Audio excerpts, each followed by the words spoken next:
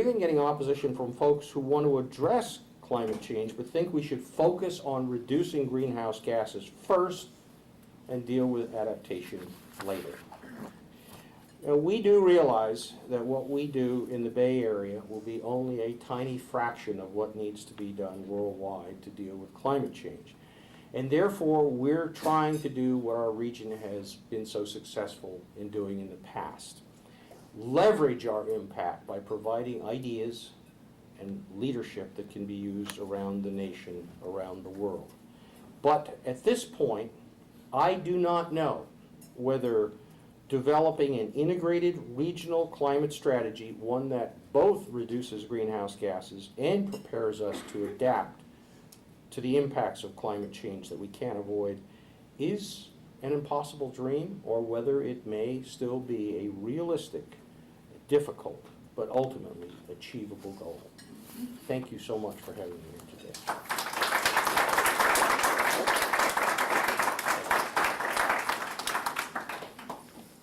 Wow, okay. I'm going to be having some interesting conversations at the dinner table tonight. That's a lot of good stuff. I want to introduce now our next speaker, Todd Mackey, who's the Program Manager for Sustainability for EPRI. EPRI is the Electric Power Research Institute, and it conducts research and development relating to the generation, delivery, and use of electricity for the benefit of the public.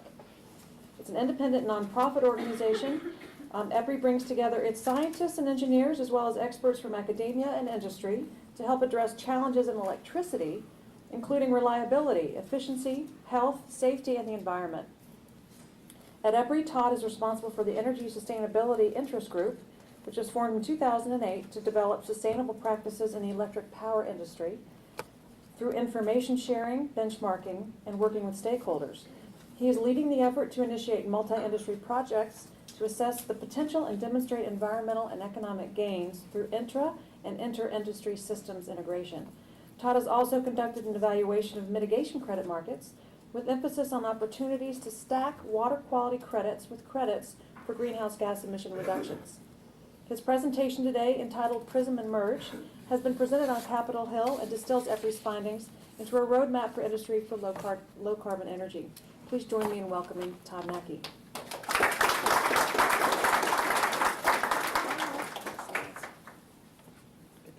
I'll let you out first. Thank you. Hang on. Always works this way. Here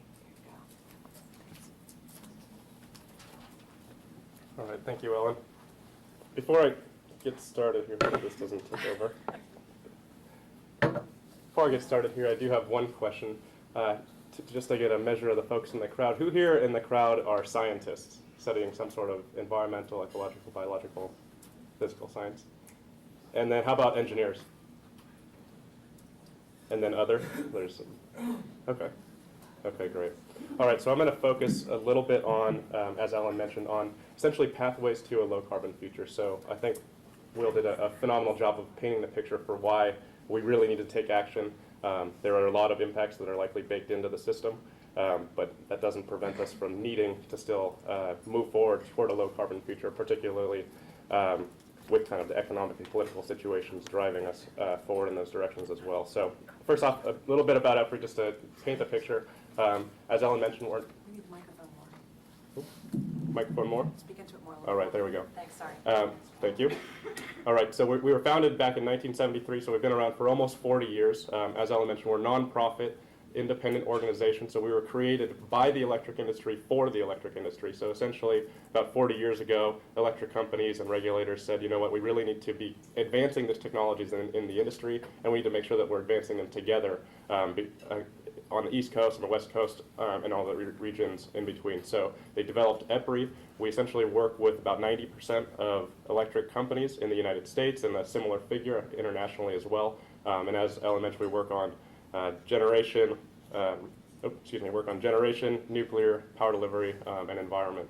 So our role really, I'm based in our headquarters up in Palo Alto, and our role really is to connect technologies and innovation to the industry and make sure that we're able to commercialize them and deploy them in a way that meets the needs of the people while meeting the needs of the electric grid as well. So we partner closely with universities, partner closely with national labs, and with startup companies as well to help make sure that the technology and innovation that they're developing are able to integrate well with the grid. So we really help bring in the applied and collaborative research opportunities to help take these, to help accelerate these technologies and accelerate these new sciences. So again, our research programs essentially cover all aspects of electricity. I won't go into too much detail, but almost literally, if it has to do with electricity, we're likely doing something associated with it. And that goes anywhere from the generation side to the utilization in your home, to behavior associated with utilizing it, to environmental impacts, to climate, throughout the industry. So wanted to give a brief glimpse. And now what I'll be getting into is discussing two models that we have, that we've developed, and then I'll get into kind of give you a glimpse of an upcoming study that we're developing right now. So first off is our PRISM technology analysis, and PRISM, you'll see why it's called PRISM in a moment. But essentially, first and foremost, we are a non-advocacy group, so this isn't a policy proposal, this isn't a recommendation for what the future would look like. This is essentially a study on technical feasibility to meet carbon reduction goals. And it was developed with the purpose of creating something that we can talk about, really. And that's why it's been discussed on Capitol Hill, that's why it's been discussed throughout the industry. Hopefully we don't run out of battery. That's why it's been discussed throughout the industry, and essentially it's to get the conversation started, to see, to show that it is technically feasible with investment in R&D and with innovation through universities, labs, and research companies to make the advancements that we need to hit our carbon goals, so that way we can prevent some, or help at least hold back some of the issues that Will presented. So first off, here's where we are from the electric sector perspective. This is carbon emissions specifically from the electric sector. These are from the EIA, is the Energy Information Agency. They have an annual energy outlook. Essentially, it takes it's a global or a national perspective on all of our energy usage, economics, costs, et cetera, and they are able to calculate expected emissions. Point of this slide, essentially, this is what we take as our base case, and you can see just in between 2007 and 2009, they're substantially scaling back how much they see the electric sector CO2 emissions being into the future. This is out till 2030. And that's primarily due to two reasons. One of them is the recession, so economic growth over the course of the next 20 years and associated energy demand was pulled back, and also due to more aggressive assumptions with renewables and energy efficiency integration into the grid. So you can already see some of the assumptions and the new technologies that we're seeing developed already are being taken into account in some of the broader analyses for expected emissions. So the PRISM analysis, the way we take a look at the industry in order to reduce emissions, we look at these several areas. I won't go into too much detail. It's a bit of an eye chart with figures and numbers, but essentially we look at efficiency both at the end user and transmission distribution in the grid side. We look at renewables, literally every type of renewable you can think of. We're associated with renewables, and we're assuming advanced uptake of renewables in this study. We assume that new nuclear is available, becomes available, and that it is built out. We assume that fossil existing and new fossil that's built is improved in its efficiency, and that carbon capture and storage becomes available. And then we assume also that electric transportation with plug-in electrics and also electric technologies, so utilizing electricity to displace direct fossil use, so particularly in industrial aspects. So that's where, those are kind of the assumptions, and we have relatively aggressive but realistic targets that we've incorporated into the study here. And essentially what all of our assumptions on the kind of on the right-hand side that you see with the EPRI PRISM targets, those are based off of analyses that EPRI has developed based off technical potential for improvements in those areas over the course of the next 20 years, as well as studies that we've partnered with national labs or other research organizations to develop. So essentially what you see is exactly why it's called PRISM. We added color, essentially, to be able to call out the different areas, but also what it shows, and what the real outcome of this is, that with investment in technology, with technology innovation, with innovative ideas coming out of universities, labs, and research organizations, and implementing them into the industry, you're able to cut substantially, 40% by 2030, the CO2 emissions from the electric sector. So you can see its efficiency, its renewables, nuclear, carbon capture and storage, and plug-in electric vehicles with electric technologies. And you'd say, well, plug-in electric vehicles and electric technologies, that's additional load on the industry. And the CO2 emission reduction that you see associated with those are actually due to the reduction from the direct fossil use. So it's cleaner to use a plug-in electric vehicle than it is to have a diesel burning truck, depending on the efficiencies, but typically. So that's great from a technical perspective, and that provides an overview. So yes, it's possible. And then we ask the question, well, how much is that going to cost? So obviously, innovation, technology, and the substantial infrastructure integration of all of these technologies comes with a cost. So we assessed, essentially, we took a global model using the same model that the Intergovernmental Panel on Climate Change, the IPCC, uses when they calculate their impacts on the global economy. We pared that down to look at the United States, and then we added, essentially, the constraint of CO2 reduction of 80% by 2050 for the entire U.S. economy. And the inputs essentially that we use to get us there, we add two scenarios. We have a limited portfolio, which you'll see, and also a full portfolio with different technologies included in each.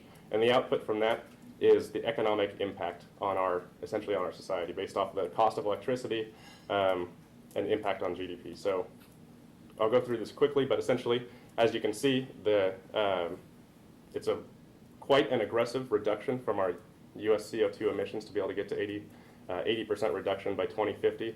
And also, as you can see, the U.S. electric sector is a bit over a third of the entire national carbon emissions. So quite a bit of the improvements do need to come from the electric sector, and that's why the electric sector has taken this on kind of as a central challenge.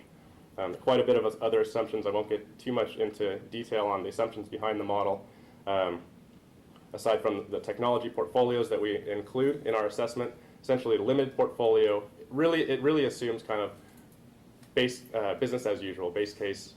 We have slight improvements in each of the technologies. New nuclear, carbon capture, CCS, and plug-in electrics never happen because the innovation isn't there. And also, only renewables and end-use efficiency only improve measurably. Whereas with the full portfolio, we essentially assume across the board full investment in R&D. Essentially, all of the technologies are able to expand, all of the technologies are able to be implemented. So you have your plug-in electric vehicles, you have your nuclear, you have your carbon capture, and you have your advanced renewables and efficiency as well. So what it comes out to, and this is kind of the two charts that come out from the model, essentially the limit portfolio on the left-hand side shows that suite of technologies, essentially that limited investment in R&D and innovation over the course of the next 40 years or so, and the impact that has on our electric sector and the makeup of it. So it's interesting to note, and most important to note, is where we are today. So you see, essentially right under the word coal, you see where we are in 2010, which is about 50% coal, and then the rest essentially split between gas, nuclear, and then a little bit of hydro. Renewables are barely on the map from a U.S.-wide perspective. But you see already by 2030 in the limited portfolio, you're essentially 50% gas, and the rest nuclear and renewables. So that's a major change in 20 years from the amount of capital infrastructure and the amount of essentially engineering resources that are associated with those technologies. You also notice that solar does come in, and I'll add the caveat right now actually. In the demand reduction aspect, it notes there's essentially two pieces. There's energy efficiency, and there's also people not using electricity when they otherwise would have due to the increased cost of it. You can kind of say that it includes distributed generation like rooftop solar, but it's really not explicitly called out in the model. So that's a shortfall of the global model, but we're starting to look at that in our regional analysis. As Will mentioned, regional analysis is really kind of where you get traction and where you're really going to start making change. Because this is, it's important to remember this is kind of a U.S.-wide, economy-wide perspective. It doesn't necessarily correlate to how any specific region is going to look. On the full portfolio investment side, so this is assuming you have the investment in all these technologies, assuming you have investment in carbon capture, nuclear, and advanced renewables. Essentially, it's a completely different story, and that's the big picture is, based off our investment in technology, based off our policy decisions today, we're going to have substantially